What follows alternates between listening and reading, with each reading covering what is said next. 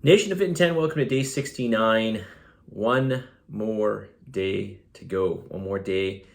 Hard to believe it's almost at the end here, but that's what it is.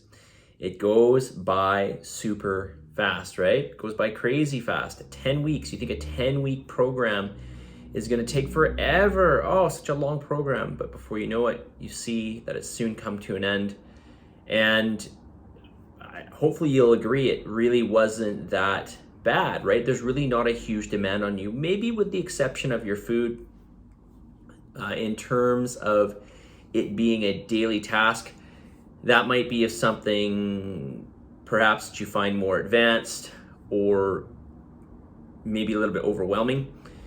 But the exercise component is pretty easy. The cardio is pretty hard, okay, especially towards the end. And your carbohydrates do get a little bit lower, of course, lower than what you're used to. But overall, your calories are not that bad. So hopefully you haven't found this too challenging. Obviously, this is going to depend on your background and of course your personality, right? Just the way you're wired. Yesterday, I talked about ways to measure your body weight through time, and really, your body weight, it's not really important what your body weight is in and of itself on one day where you measure it, because it's going to fluctuate. What's more important is the trend over time. Is your weight going up? Is your weight going down? Is your weight staying the same? And in order to do this, we need to take an average, a weekly average, essentially. So I talked about that yesterday. I also talked about determining your maintenance calories, or maybe you won't determine your maintenance calories because maybe you're over consuming and your weight's going up, or maybe your weight's going down. But by doing, the way to do this, like I said, was to input your food daily, just as you are right now, and then taking your average macros for the week, your average calories and macros, doing that every week and seeing what's going on. And this will help you to figure out where to go. Now, maybe you can't figure out where to go exactly from there, but you are armed with some knowledge. And as I said yesterday in the message of the day, what gets measured gets managed, or can get managed, right? It's hard to manage, like anything. Just think about anything that you have to manage. Think about how hard it is to manage if you don't know what's going on. How hard is it to manage a budget if you don't know the money coming in and the money going out, right? How hard is it to manage studying for a course if you don't really know what to study, or you don't know when to study, or you don't know when the exam is? This is it becomes very, very challenging. So the only way we can manage our body weight, manage our body composition more specifically, at least partly, is through diet. The other aspect, of course, is exercise. And that might be a bit much for you, and maybe you think it doesn't apply to you, because we do have an exit strategy. So the exit strategy I'm going to start to go through today. But I thought you might be interested in ways to kind of tackle maintenance calories, or trying to figure out what is going on, or at least what is your current food intake, or why is it that you're maintaining your weight, gaining weight, losing weight? Why is that happening? And of course, measuring your food is going to be at least a large input to this. Energy output is going to be another one of these things as well. So for your exit strategy, here's a couple things that I highly recommend that you do. I recommend that you do either 3 of our lift camps and or boot camps per week. If you're doing online classes, do 3 of those online classes. If for whatever reason you don't want to stay at the gym, or you're moving away, or you're too far away and you want to do more in the gym, for example, there's somebody who does online classes, but I know they want to get into a gym, find yourself a gym that's well equipped and try to follow the workouts that we have. We will still send workouts to you, so you could follow those workouts. Of course, we've got the demonstration videos as well, so you could follow those workouts. You could do it at another gym.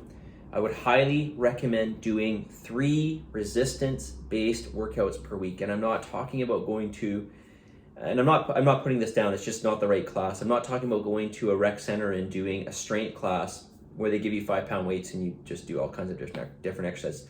I'm talking about using more progressive overload, so working towards these major exercises and trying to add weights. Maybe not week to week, but maybe close to that every couple weeks or something like that. Okay, because your strength is going to get better. So I'd highly recommend 3 of those per week. Keep doing those, whether they're with us or they're elsewhere. I highly recommend it.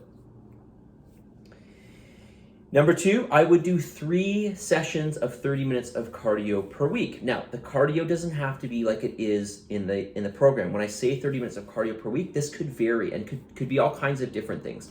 So maybe you're going to do one day 30 minutes of swimming. Maybe you're going to do 30 minutes of running. Maybe you're going to play 30 minutes of badminton. It can just be an activity that's going to elevate your heart rate. And I think, for something that you're going to be doing for an ongoing period of time, we really want to undulate or at least vary the intensity of that exercise. Okay, so maybe sometimes you'll go for a hard run or a hard cycle.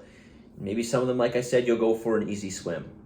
But try to do 3 30-minute sessions of some form of heart-raising exercise. When I say heart-raising, at least your heart's getting to 65% of its maximum. Okay, and a good way to determine this is just take 220 minus your age, times it by 0.65. That will give you your bottom, the lowest that I'd like your heart rate to be for those activities, okay? All right, I will continue with this tomorrow. So let's get to the message of the day. And I'm gonna get back to some of my favorite messages to you. And one of them is, and you've heard me say this some time ago, I am amazing, or you are amazing. I can do anything, you can do anything. Positivity is a choice. I celebrate my individuality. You should celebrate your individuality. And I am prepared to succeed. So say this to yourself. I am amazing. I can do anything. Positivity is a choice. I celebrate my individuality. This is very important, by the way. You should be very happy with who you are. You should be very happy with your all the individual aspects about you. We can't have everybody in the world being the same, okay? We need different rules. We need different people. We need different traits of every kind. And I am prepared to succeed. I am prepared to succeed. Okay? And succeed doesn't mean that you have to be perfect. But it does require you to push yourself. Okay? Push yourself to be better. So one more time, I want you to say this to yourself. I am amazing. I can do anything. Positivity is a choice. I celebrate my individuality, and I'm prepared to succeed. Day 69 wrapping up. One more day to go. And as I always say, positive energy, positive vibes. Believe in yourself for the love of God. Give some gratitude for everything you have. And I will talk to you all tomorrow. See you guys.